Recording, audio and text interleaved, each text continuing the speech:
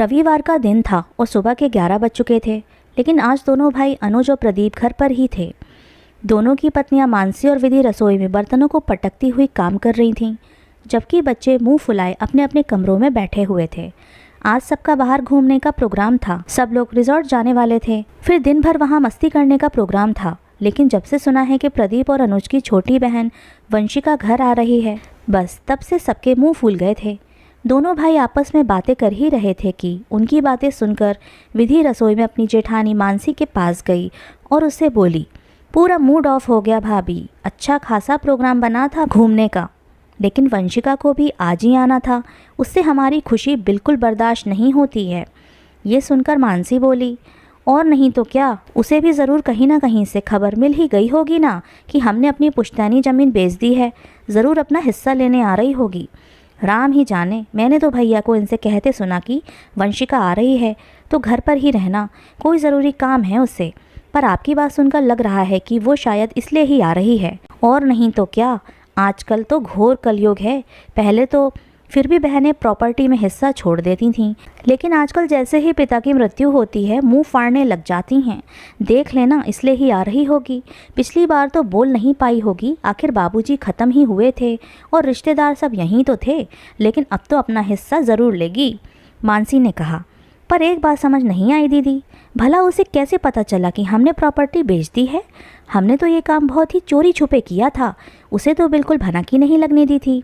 विधि ने कहा, अरे लोगों से दूसरों की खुशियां बर्दाश्त कहाँ होती हैं, ज़रूर किसी न किसी ने आग लगाई होगी।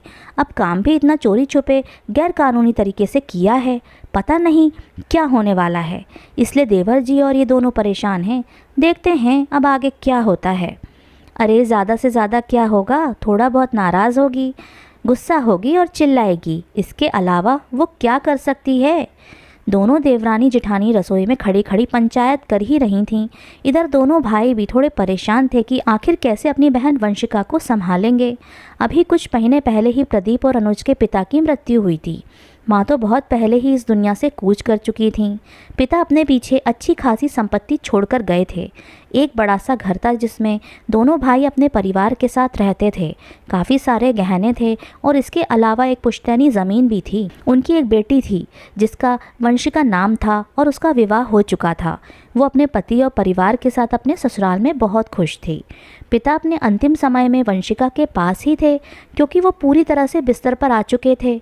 भाभीियों के पास तो आए दिन कोई ना कोई बहाना होता था, और सबसे बड़ा बहाना तो ये था कि भला ससुर की सेवा कैसे करें, उन्हें अपने हाथों से कैसे खिलाएं पिलाएं। भाइयों के पास इतना वक्त नहीं होता था, वो तो सुबह के गए रात को आते थे। और हर सप्ताह घूमने फिरने जाने वाले इन लोगों के पास नौकर रखने के जितने पैसे नहीं थे। आखिर अपने पिता की हालत देखकर वंशिका उन्हें अपने साथ ले गई थी। उसके पति और ससुर को भी इससे कोई एतराज़ नहीं था। खैर, जब कुछ दिनों के बाद उनकी मृत्यु हुई तो उनके शव को दोनों भाई अपने घर ले आए और वहीं से सारा क्रियाक्रम किया गया। कहीं बहन अपना हिस्सा ना मांग ले, इसलिए दोनों भाइयों ने कहा था कि हम अभी प्रॉपर्टी में कोई बंटवारा नहीं करना चाहते हैं। खैर, वंशिका ने भी यही सोच रखा था कि उसे कोई हिस्सा नहीं चाहिए। आखिर पिता के जीते जी जिन भाइयों ने कभी याद नहीं किया, भला वो पिता के जाने के बाद क्या व्यवहार निभाएंगे, और फिर उसके पास क्या कमी है जो वो प्रॉपर्टी में हिस्सा मांगे। जितनी उसके पति और ससुर की कमाई थी उसमें उनका गुजर बसर अच्छे से हो रहा था। उसके हर निर्णय में उसके ससुर और पति साथ थे।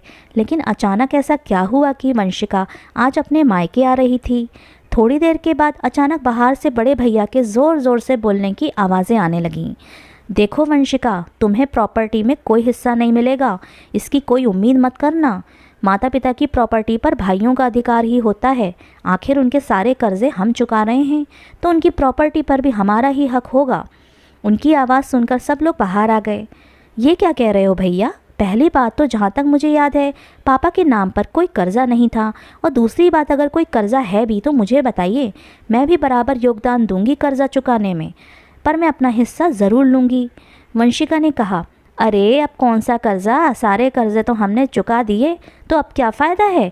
एक बात बताओ, क्या हिस्सा इतना ज़रूरी हो गया कि उसके लिए अपना मायका छोड़ दोगी? कल को आपके बच्चों की शादी होगी तो भात कौन भरेगा? हम लोग ही ना। अब की बार मानसी ने बोला, माफ़ करना भाभी, लेकिन मुझे नहीं चाहिए आपका भात।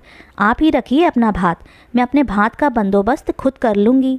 वंशिका ने पलटकर जवाब दिया, हे भगवान, देखो तो कितना लालच भरा है इसमें। प्रॉपर्टी के लिए अपने बड़े भाई भाभियों के सामने हो गई। छोटे भाई ने बोला, भैया मुझ में लालच भरा हुआ है, ये आप कह रहे हो? वो लोग जो झूठे दस्तावेजों पर प्रॉपर्टी अपने नाम कर रहे हैं, वो लोग ये बात कर रहे हैं। कितने शर्म की बात है। अचानक वंशिका ने कहा तो सबकी बोलती बंद हो गई। आखिर वंशिका को कैसे पता चला? इतने में अनुज ने हकलाकर कहा, क्या क्या क्या क्या कहना क्या चाहती हो तुम? हमने ऐसा कुछ नहीं किया। अरे लोग तुझे हमारे खिलाफ भड़का रहे हैं। अच्छा, जिसकी दाढ़ी में तिनका होता है ना, उसी की आवाज़ हकलाने लगती है। शर्म नहीं आई आप लोगों को? मेरा झूठा मृत्यु प्रमाण पत्र बनवाकर पुश्तैनी ज़मीन बेचकर आ गए। जब मेरा मृत्यु प्रमाण पत्र बनवाया था तब याद नहीं आया था कि इस मरी हुई बहन के यहाँ भात भी भरना है। वंशिका ने कहा तो काफ़ी देर तक किसी से कुछ कहते ही नहीं बना, लेकिन तब विधि ने बेशर्मी से कहा, अरे तुम्हारे भैया नहीं कह पा रहे हैं तो मैं कहती हूँ तुम्हें तो प्रॉपर्टी में हिस्सा लेने की लग रही है। तुम्हें हिस्सा देकर करें क्या?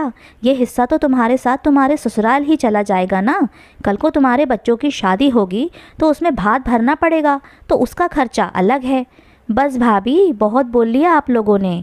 आज तक बर्दाश्त ही करती रही, पर अब मुझे मेरे पिता की प्रॉपर्टी में से हिस्सा तो चाहिए ही। रही बात तुम्हारे भात के खर्चों की, तो वो भरने की ज़रूरत नहीं है। वैसे भी आप लोगों ने नकली दस्तावेज बनवाकर रही सही कसर भी पूरी कर ही ली है। अरे इज्जत से कह देते मुझे कि आपको ज़मीन बेचनी है, मैं आकर साइन कर जाती, लेकिन नहीं, मन में तो मैल भरा हुआ है ना आप लोगों के, जो मुझे जीते जी ही मार दिया आपने। आज तक कुछ न बोलने वाली वंशिका का इस तरह का रुख देखकर सबकी बोलती बंद हो गई। इतना तो सबको समझ में आ चुका था कि वो अब चुप रहने वाली नहीं है। तभी घर के बाहर पुलिस खड़ी देखकर भाइयों के चेहरे पर पसीने की बूंदें चमकने लगीं।